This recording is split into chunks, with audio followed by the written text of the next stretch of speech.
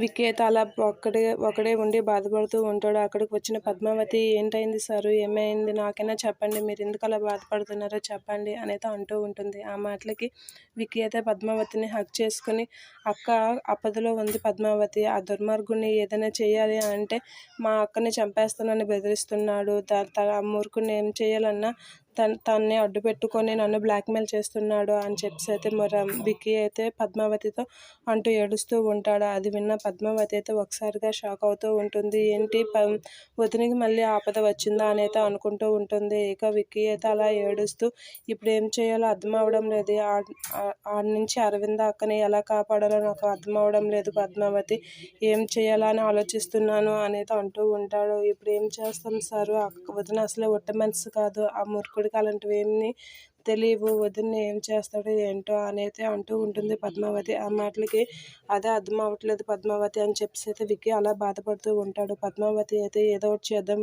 Sir, మీరు first కంగారు పడకుండా ప్రశాంతంగా ఆలోచించండి అనేది అంటూ ఉంటుంది పద్మావతి.